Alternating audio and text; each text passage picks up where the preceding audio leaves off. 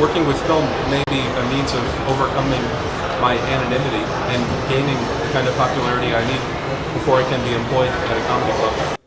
Hey Fred, do you remember one of the times when we had first kind of met, it was outside of the Velveeta room. I was with a date. It was a Saturday night, and I remember you were very polite to her. You gave her a hug, as is your calling card. And you said, hey, you're very attractive. And you're a very attractive woman. Matt seems to like attractive women. He was here with one last night. Remember when you talked to me like that? It was like the first meeting we had, and it was got us off to a wrong foot. But honestly, how did it work out with that girl? Did everything work just perfectly? Not really the way I wanted it to.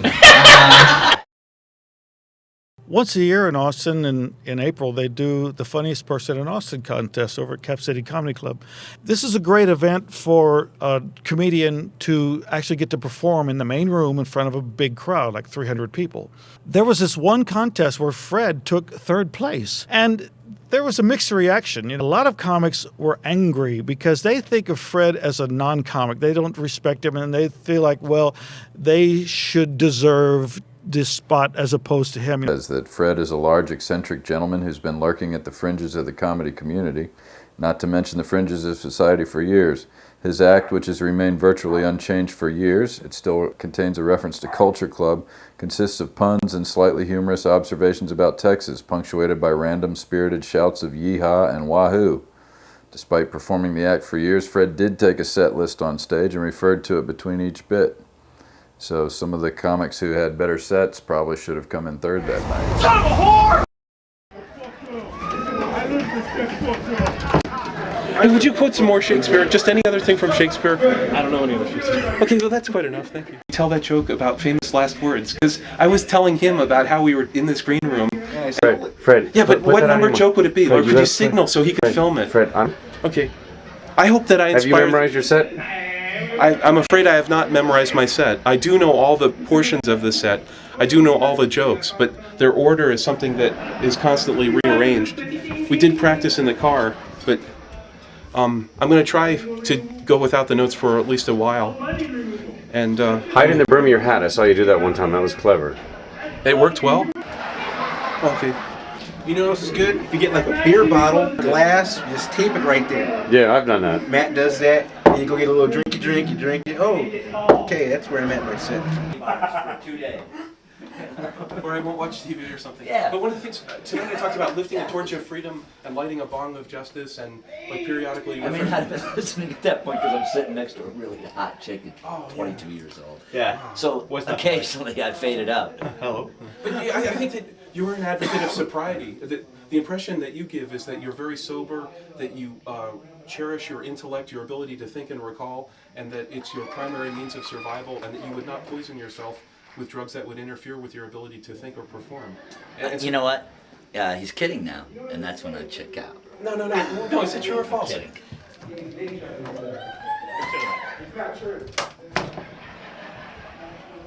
Exit.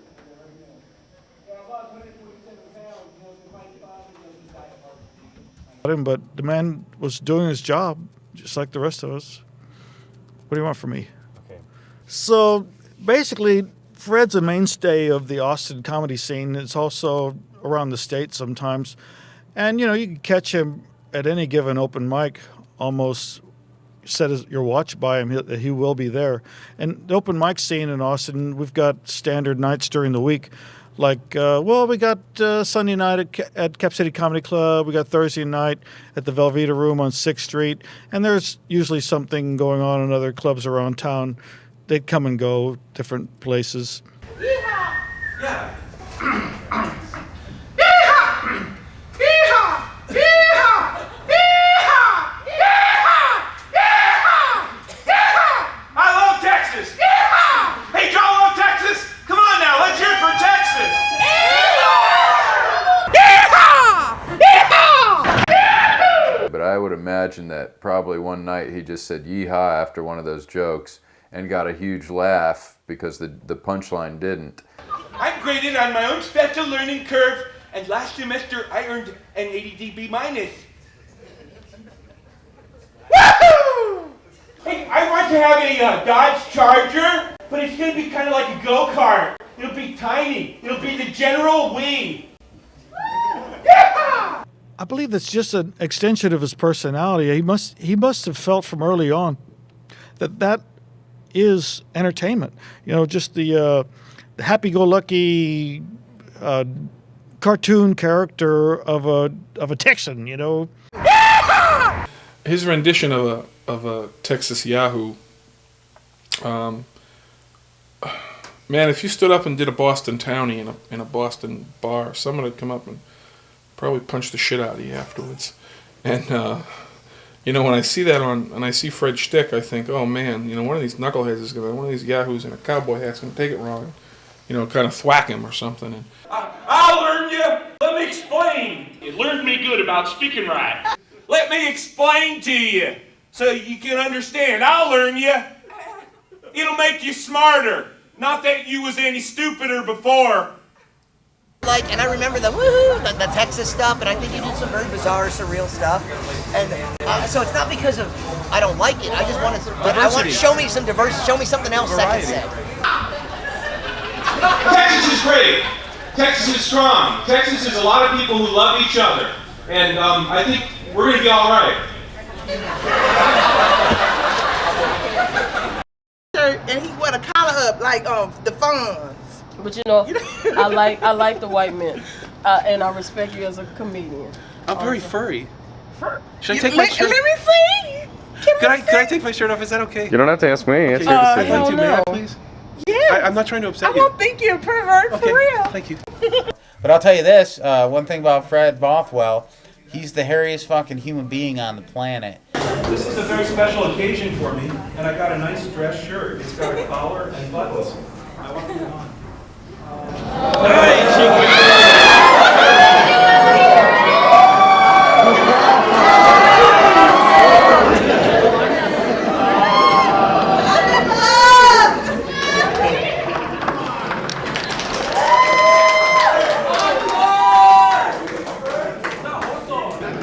Ultimately, without my clothing, I'm a big fat furry man, and I guess that's disturbing. Maybe the clothing that I wear is a kind of deception that does not allow people to understand actually who I am. When I perform on stage, I think it's a very intimate and revealing process. The main thing I remember about Fred was at the Velveeta Now, you know, he would come back every week and then he would be the last guy, he would take off his shirt and they would throw coasters at him. Fred, he was just a lot of energy, and he'd go up and he'd be so happy and excited to be up there. It was really fun to watch him. And he would yell and scream and carry on. And Fred would go up and George would pass out coasters or corks or something, and as soon as he would start talking, there would be just this hailstorm of corks and coasters flying at him. So there'd be like 500 coasters raining in at him, and he didn't care. He'd just keep doing his act. He'd still do every word until he was done. And I was like, why does this guy let people do that to him? And he seemed to enjoy it in some way, and he liked it okay.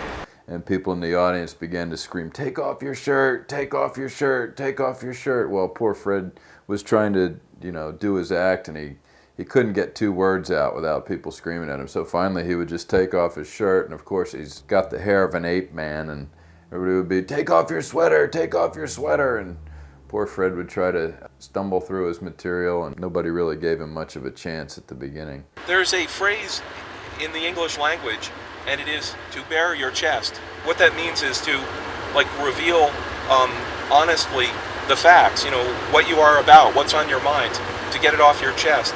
Just some reaction from the audience. And that's one thing about you, Fred. You can make people react. Maybe it's not with laughter, perhaps with throwing things or just walking away, but still, you've got that power to make people react to you, which is very, very special. The state bird of Texas is the mockingbird. That's the state bird of Texas. It's the mockingbird. What's the state bird of Texas?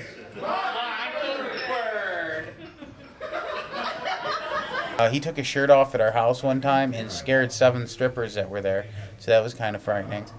Should I take off my shirt? No! Absolutely not! Do it, baby! Do it! No! Show us your man tits! Man tits! Come on, rub your nipples! I'm partially responsible for being the first people to yell, "Take off your shirt," because I'm fascinated with people who are basically hairy-ass people, man or woman or Italians, whatever. But Fred was known to take off his shirt, and he has a chest hair pattern that comes down, looks like a twister, comes all the way down. And when it comes off, people go crazy. Something weird about the guy is like they'll say, "Well, take off your shirt," and then he'll take off his shirt, and they'll say, "Take off your sweater," and it's it makes him laugh. He's happy. He's Take off your shirt.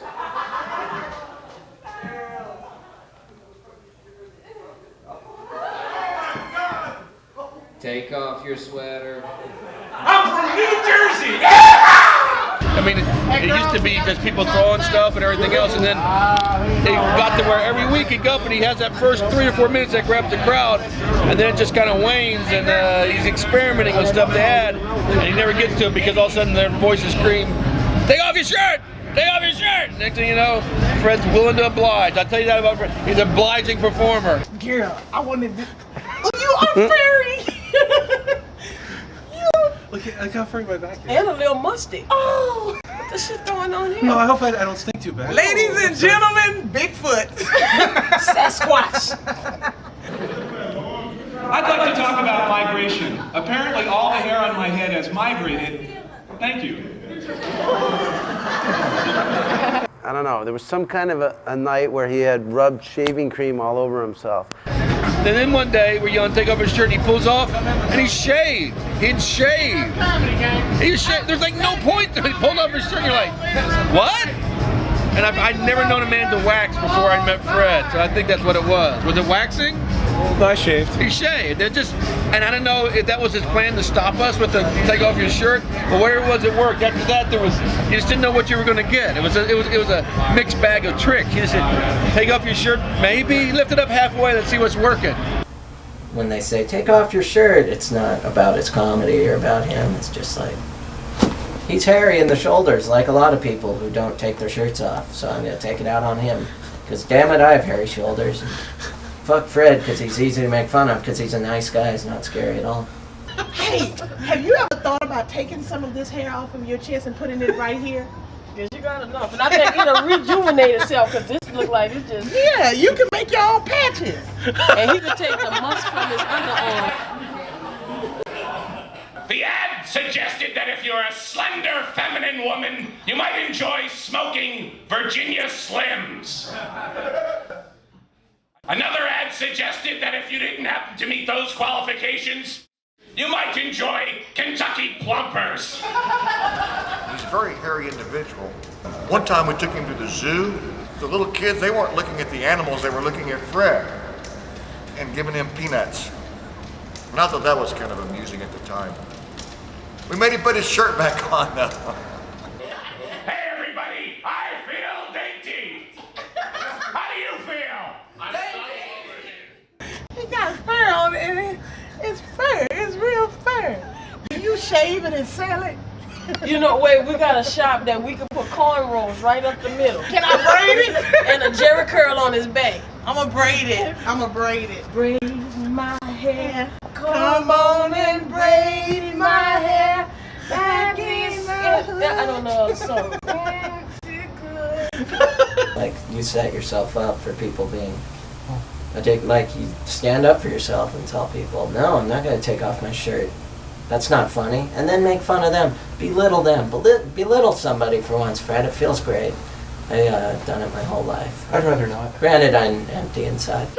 If you had a choice between being ridiculous or petty, be petty. Because at least when you're petty, you can feel superior.